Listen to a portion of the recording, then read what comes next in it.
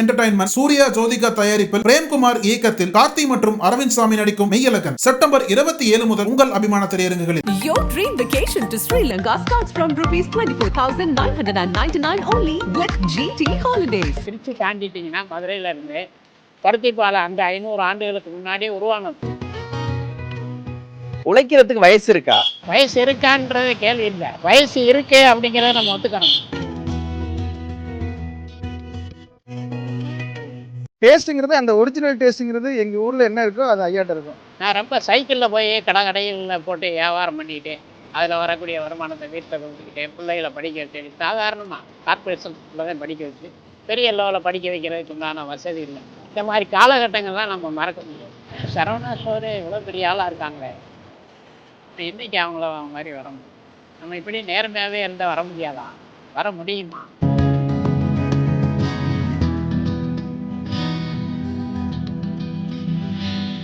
ஐயா வணக்கம். வணக்கம். உங்க பேரு? ஜே அப்துல் வாஜித். ஓகே. இந்த பருத்திப்பால் கடை எத்தனை வருஷமா வச்சிருக்கீங்க? நான் வந்து 13 வருஷமாக வச்சுருக்கிறேன். அங்கே மெயின் ரோட்டில் 12 வருஷம் வச்சுருந்தேன். இங்கே வந்து 1 வருஷம் ஆகுது. ஓகே. ஏன் இந்த தொழிலை கையில் எடுக்க காரணம் என்ன? நான் வந்து பல கடைகளில் வேலை பார்த்தேன், மேனேஜராக வேலை பார்த்தேன். ரெண்டாவது அங்கங்கே கொஞ்சம் கொஞ்சம் நம்ம சின்ன சின்ன வியாபாரம் பண்ணி அப்புறம் ஒரு கடையில் வேலை பார்த்துட்டு திரும்ப அந்த பொம்பளை பிள்ளைங்கள்லாம் கரையேற்றி விட்டேன்.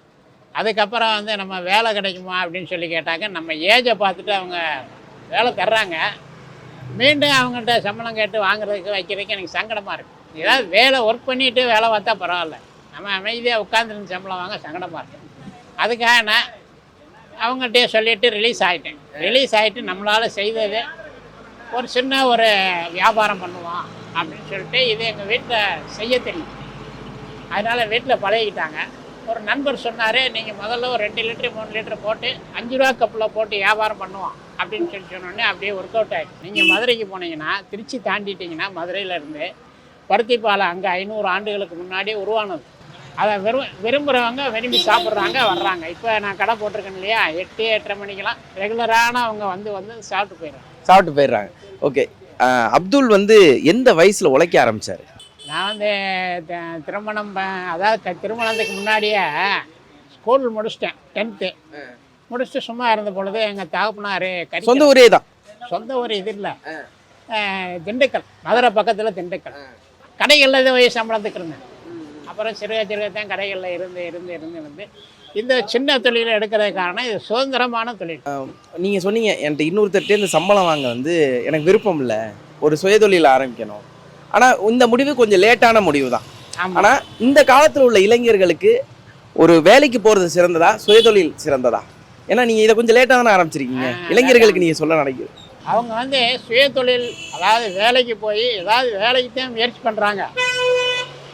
வேலைக்கு முயற்சி பண்ணி அதில் சம்பளம் வாங்கணும், வெளிநாட்டுக்கு போகணும் அப்படி இப்படின்னு நினைக்கிறாங்க. ஆனால் அவங்க வந்து தனக்குள்ளே ஒரு தொழிலை ஆரம்பித்து அவங்க என்ன ஒரு 4 பேருக்கு வேலை கொடுத்து ஒரு 8 பேர் 10 பேர் 12 பேர் இப்படி ஆரம்பிச்சிருந்தேன். பெரிய பெரிய நிறுவனங்கள்லாம் அவங்களுக்கு தெரியும் ஆச்சுங்களா. அது மாதிரி அவங்க செய்தாங்கன்னா எனக்கு ரொம்ப சந்தோஷமாக இருக்கும். ஒரு தொழிலில் ஜெயிக்கணும்னா என்னென்ன விஷயத்தை ஃபாலோ பண்ணணும்னாக்கா முதல்ல ஃபஸ்ட்டு வந்து நேர்மை. நம்ம செய்யக்கூடிய சின்ன தொழிலாக இருந்தாலும் அதில் நேர்மையாக பாடுபடணும். ரெண்டாவது கரெக்டாக இருக்கணும், அதே நேர்மை.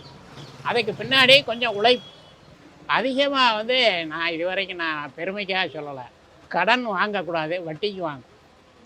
நமக்கு எவ்வளோ ஒரு 200 வருதா அதை கொண்டு நிறைவு செய்யணும், 350-400 வருதா அதை கொண்டு நிறைவு செய்யணும். அதில் மிச்சம் இருந்துச்சுனாக்கா அதை வச்சு வேறு செலவுகள் பார்த்துக்கலாம். உழைக்கிறதுக்கு வயசு இருக்கா? ஏன்னா நீங்கள் இன்னும் உழைச்சிக்கிட்டு இருக்கீங்க, அதனால கேட்குறேன். வயசு இருக்கான்றது கேள்வி இல்லை, வயசு இருக்கு அப்படிங்கிறத நம்ம ஒத்துக்கணும். ரெண்டாவது வரக்கூடிய கஸ்டமர்கள் வந்து நமக்கு வந்து ஏன் வரல நேரத்தெல்லாம் வந்து அப்படின்னு வந்து கேட்குறாங்க இல்லையா, அதே நமக்கு ஒரு உந்துதலாக இருக்குது. சரி, இப்போ கஸ்டமர்ஸை தக்க வைக்கணும்னா என்ன வழி? கரெக்டான பேச்சு, செயல்பாடு. அவங்கள்ட்ட வந்து எதெல்லாம் கொடுத்து நம்ம அழைக்க போகிறதில்ல, வாங்க சார் அப்படிங்கிற ஒரு இதே வந்து அவங்களுக்கு ஒரு பூரிப்பத்தம், அன்பான ஒரு உபசரிப்பு. மெயின் வந்து அன்பு உபசரிப்பு. போய் பார்த்துட்டு தான் திருப்பி யூட்டன் போட்டு வரேன். நான் அந்த அளவு ரெகுலராக டேஸ்ட் சாப்பிட்றேன். ஆக்சுவலாக வந்து நான் விருதுநகர், பருத்திப்பால்னா எங்கள் ஏரியா சரி ஃபேமஸ்ஸு. சென்னையில் இந்த இது வந்து அவ்வளோ பாதி தெரியுதில்லை. இங்கே வந்து நம்ம ஏரியாவில் கிடைக்கிற ஃபுட்டு கிடைக்கிற போது ஒரு சந்தோஷம் இருக்குல்ல, அதனால் தேடி பிடிச்சிடும். அதுலேயும் நிறைய இடத்துல இருக்குது. டேஸ்ட்டுங்கிறது அந்த ஒரிஜினல் டேஸ்ட்டுங்கிறது எங்கள் ஊரில் என்ன இருக்கோ அது ஐயாட்ட இருக்கும். ஸோ அதனால தான் தேடி அவங்க ஐயாவை பார்த்து வரோம். நான் ஐயாட்ட இப்போ ஒரு 3 வருஷமாக கொடுத்துருக்கேன். நான் பார்த்ததுலேருந்து. ஒரு நாள் கடை பண்ணாலும் எப்படி இருக்கும்? இல்லை நாம் வந்து ரெகுலராக சான்ஸ் கிடைக்காது. முடிஞ்ச அளவு அந்த சைடு வரும்போதெல்லாம் குடிச்சிடுறது. ஓகே, ரெகுலராக அங்கிட்ட வர முடியாதுல்ல. சான்ஸ் கிடைக்கும் போது அங்கே வந்தோம்னா சரி சாப்பிட்டு போகலான்ட்டு வந்துடும்.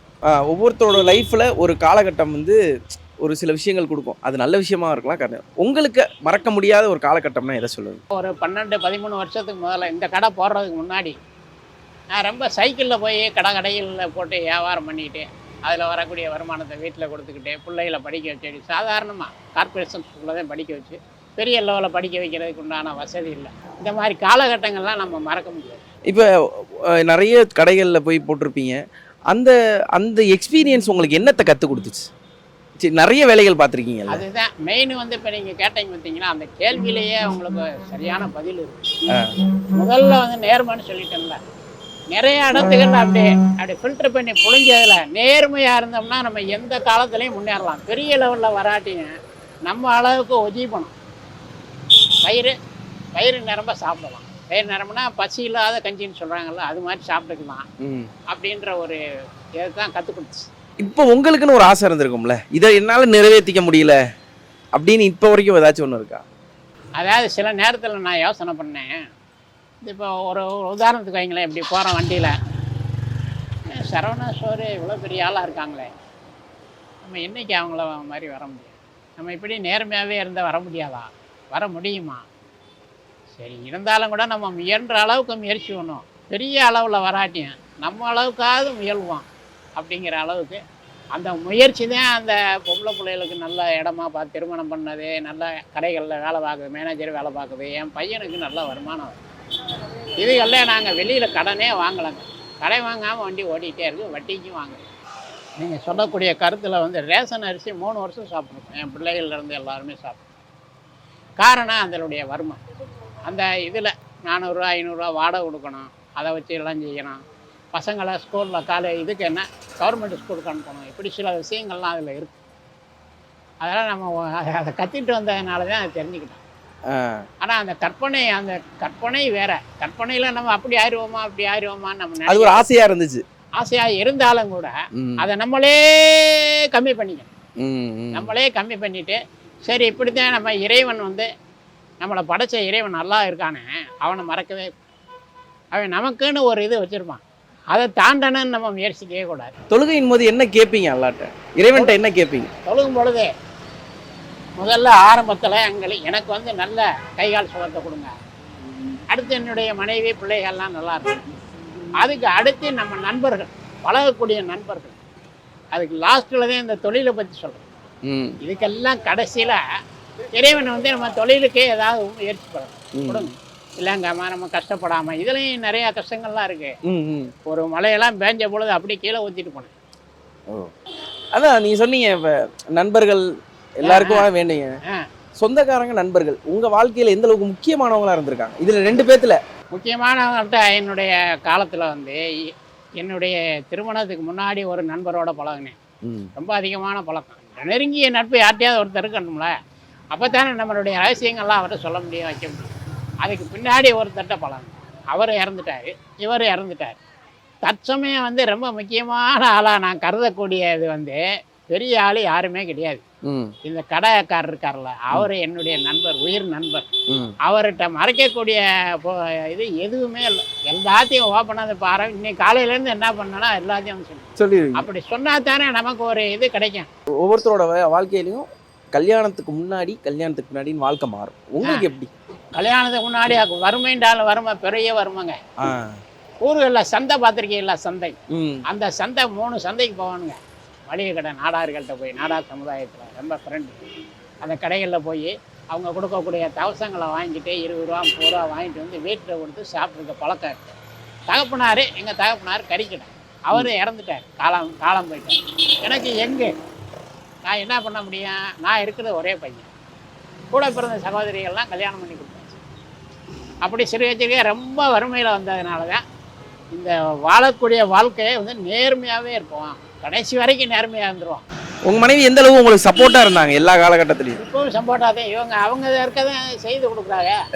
இப்போ நீங்கள் அதுக்கு பிள்ளைகள்லாம் ரொம்ப சப்போர்ட் பண்ணும். அப்பா வந்து அப்பாவிட்ட அப்படி பேசாதீங்க வைக்காதீங்க அப்படி இப்படி. ஓகே, சொல்லுங்க. இவ்வளோ நேரம் நான் கேட்ட எல்லா கேள்விக்கும் ஐயா நான் பயங்கரமா பதில் சொல்லியிருக்கீங்க. பயங்கரமாக இல்லைங்க, நம்மளுடைய உணர்வு. கண்டிப்பா கண்டிப்பா. இப்போ நீங்கள் ஃபைனலுக்கு வந்துட்டீங்க, ஃபைனலாக நான் சொல்கிறேன் முதல் பரிசு கொடுங்க யாருக்கு? கண்டிப்பா கண்டிப்பா. நன்றி நன்றி நன்றி. என் நடிப்பை ஜெயலலிதா பாராட்ட மறுத்தார். ஏன் தெரியுமா? நக்கீரன் இதழில் சினிமா கொட்டகை டைரக்டர் ரைட்டர் VC குகநாதன் எழுதி வரும் புதிய தொடர் வாங்கி படியுங்கள் உங்கள் நக்கீரன்.